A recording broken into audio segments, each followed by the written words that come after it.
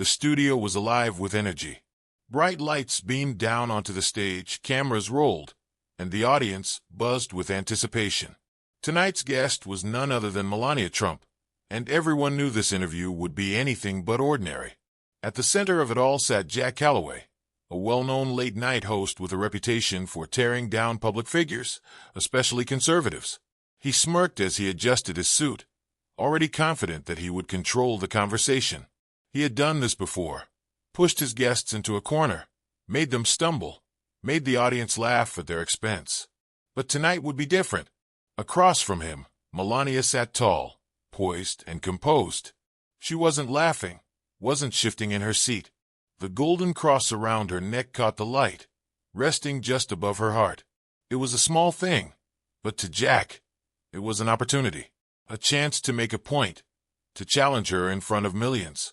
He leaned forward, ready to strike. "Mrs. Trump," he began, his voice smooth yet edged with amusement. "In a country that values inclusivity, don't you think wearing a religious symbol so openly is divisive?"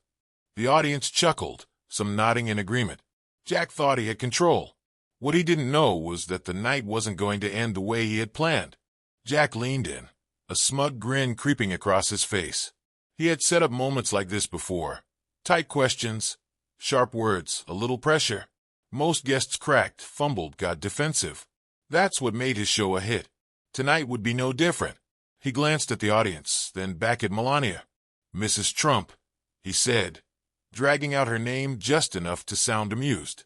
"In a country that values inclusivity, don't you think wearing a religious symbol so openly is divisive?" A few chuckles rippled through the crowd. Some nodded in agreement, others shifted in their seats. Jack could sense the tension, the way the moment was building. This was his game, pushing his guest just enough to make them uncomfortable, make them question themselves. He could already see tomorrow's headlines. He wasn't done. He tilted his head, his voice casual but laced with challenge. "Would you mind taking it off?" He gestured toward her cross.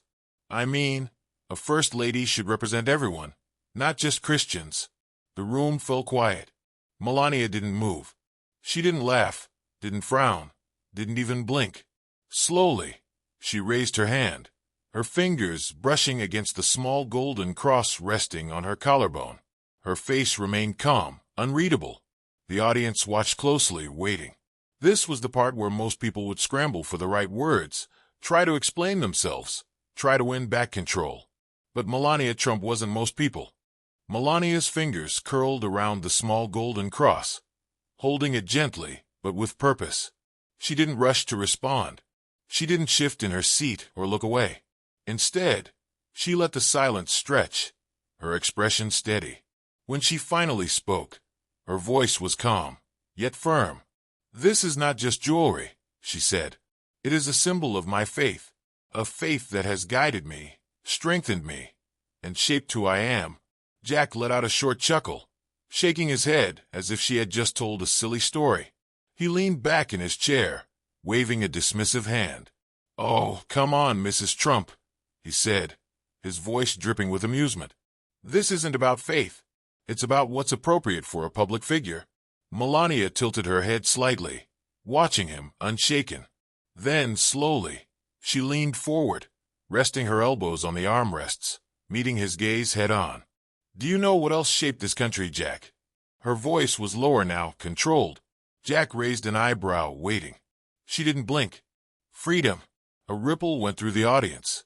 A few people shifted in their seats, unsure of where this was going. But then, from somewhere in the back, a single clap rang out. Another followed, and then a few more. Jack's smirk flickered, but he held on to it. He opened his mouth to respond, but Melania wasn't finished.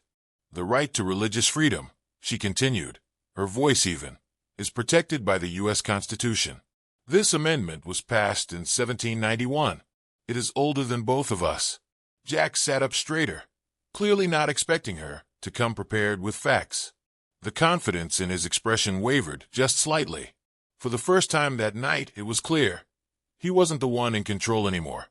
Jack shifted in his chair, clearing his throat.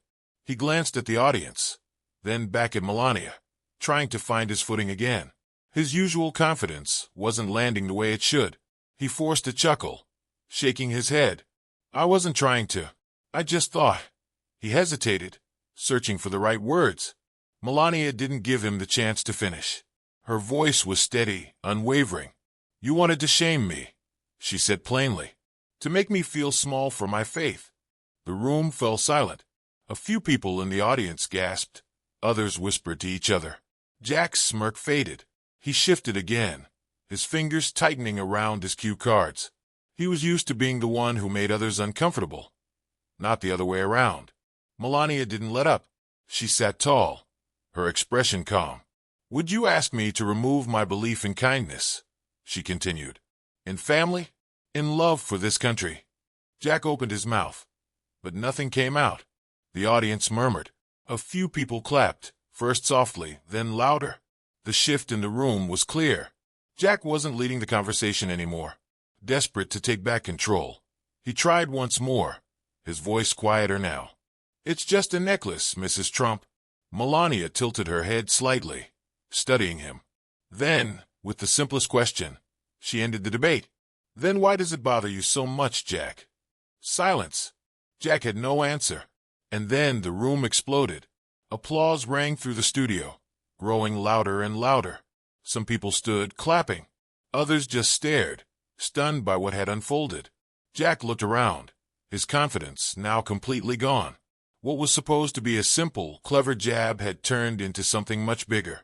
And for the first time in his career, Jack Calloway had nothing left to say.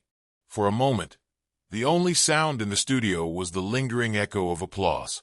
Jack sat frozen, his face unreadable, but his eyes betrayed him. He was shaken. This wasn't how things were supposed to go. He had expected laughter, an easy victory, a headline that mocked his guest. Instead, the energy in the room had shifted completely. Then, from the front row, a woman slowly stood up. Her hands trembled as she wiped away a tear. Her voice was soft but steady.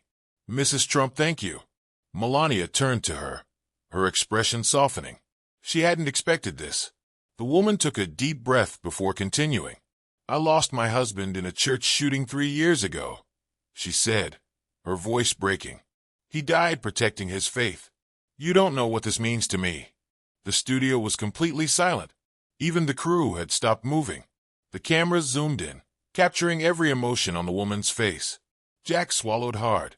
He shifted in his seat, gripping his pen as if it could somehow anchor him in this moment that had spiraled beyond his control. Then, another movement in the audience. An older man, his back straight, his hands steady, stood up. His military ribbons were pinned neatly on his chest. He raised his hand in a firm salute. I fought for this country and for freedom, he said. Seeing you stand up for it means everything. A few more people started clapping, but this time, it wasn't just applause. It was something deeper, a show of support, a recognition of something real. Jack's confidence cracked. He looked around, eyes darting from face to face, searching for anyone, who still had the smirk he had worn just minutes ago. But there was no laughter anymore, no amusement, just respect, emotion, and something he had never seen in his audience before. Conviction.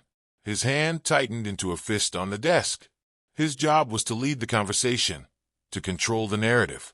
But right now, the story was unfolding without him, and for the first time, he realized he was no longer the voice people were listening to. A crew member rushed onto the dimly lit stage, subtly slipping a folded note into Jack's hand. He hesitated before opening it, his fingers gripping the paper tighter than they should have. His eyes scanned the short, urgent message from his producers. The network is being flooded with calls. Jack's stomach twisted. He could feel the blood draining from his face. This was bad, really bad. The camera stayed locked on him, but he barely noticed. His usual composure, the smirking, the easy arrogance, was gone. His hands trembled slightly as he set the note aside. He could hear the audience breathing, waiting. The weight of the moment pressed down on him. Across from him, Melania remained exactly as she had been from the start, calm, steady, untouched by the chaos swirling around them. She hadn't needed to raise her voice. She hadn't needed to fight back with insults or anger. She had won by standing firm in what she believed. Jack swallowed hard and cleared his throat. He needed to say something. Anything. He forced a weak smile, but it didn't reach his eyes. Mrs. Trump. I. His voice cracked. He winced at the sound of it. He had hosted this show for years, challenged countless guests, and never, not once, had his voice failed him. But now, under these lights, with millions watching, he could feel himself unraveling. He blinked rapidly, trying to regain control. He reached up to scratch his temple, but his fingers brushed his cheek instead. That's when he realized his face was wet. A tear. The audience gasped. Some murmured in shock, others simply stared. The man who had built his career on mocking others now sat exposed, raw, and completely vulnerable. Melania tilted her head slightly, her expression not one of victory, but of quiet understanding. She could have gloated. She could have smiled, enjoyed the moment. But instead, she leaned in just a little and spoke, her voice soft but strong. "Jack," she said, her words deliberate. "Tell me, what did you hope to gain by asking me to take off my cross?" Jack opened his mouth, but nothing came out. He had no answer. The silence stretched between them, heavy and inescapable. Then, slowly, from somewhere in the crowd, the sound of hands clapping. First one, then another, then dozens more. Within seconds, the entire audience was on their feet, a standing ovation rolling through the room like a wave. The cheers were deafening. Some people wiped their eyes. Others simply stood in awe. Jack sat frozen in his chair, staring at the desk in front of him. He had stepped into this moment expecting to tear someone down. Instead, he had been the one left completely exposed. Melania turned to Jack, but there was no triumph in her eyes. No smugness, no gloating.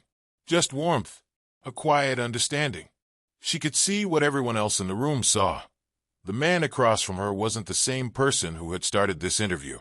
"Faith is not about winning an argument," she said softly. "It is about strength." Jack lifted his head slightly, his breathing uneven. "It is what allows a mother to stay strong when her child is sick," Melania continued. "It is what gives a soldier courage on the battlefield." The room felt smaller, like the whole world had paused to listen. Some audience members wiped their eyes. Others sat completely still, as if afraid to break the moment. Jack's hands, which had been gripping the desk, slowly loosened. He blinked, his jaw tightening, as if he were trying to hold something back. But it was useless. The walls he had spent years building around himself were crumbling. Then, in a voice so quiet it was barely caught by the microphone, he whispered, "How do you find it again?" Melania's lips curved into a gentle smile. "You never lost it, Jack," she said. "You just need to stop running." The words settled over him like a weight, and a relief at the same time. For the first time that night, there were no cameras, no bright lights, no studio audience. Just two people sitting across from each other, one reaching for something he didn't even know he had lost, and the other showing him the way back. The studio was silent. No one dared to move, because somehow, everyone knew they had just witnessed something far by. Jack sat there, his whole body tense, his mind racing. In his earpiece, the frantic voices of his producers barked orders. "Fix this, Jack. Take control. Cut to commercial." But he didn't move. He didn't even lift a hand to adjust his tie like he usually did when things got tense. Instead, with slow, deliberate motion, he reached up and pulled the earpiece out, letting it fall onto the desk. The studio was dead silent, waiting for what he would say. His fingers tapped against the table, a nervous habit he had never been aware of until now. He swallowed, his voice barely above a whisper. "Maybe I've been wrong." It wasn't an excuse. It wasn't a defense. It was the only thing that felt true in that moment. Melania nodded, a soft smile on her lips. "That's the first step." The audience erupted. People shot to their feet, clapping, cheering. Some wiped their eyes, overwhelmed by what they had just witnessed. Even the crew members, normally detached from the drama, stood frozen, knowing this wasn't just another show. This was something else, something real.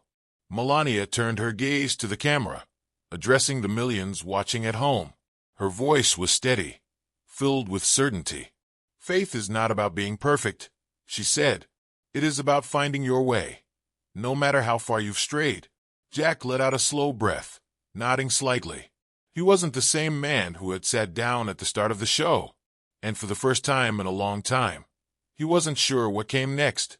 The cameras kept rolling, but the moment had already become bigger than television. This was something people would remember. The credits rolled, but no one looked away. What a moment! No one saw it coming, but everyone felt it.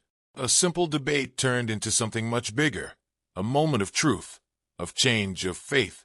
If this story moved you, if it made you think, if it brought even a single tear to your eye, hit like, subscribe, and comment below. What would you have done in Jack's place? Have you ever had a moment where faith changed your life? Tell us your story. Your voice matters. And don't forget to hit the notification bell so you never miss another powerful story. Because sometimes, the conversations we don't expect are the ones that change everything.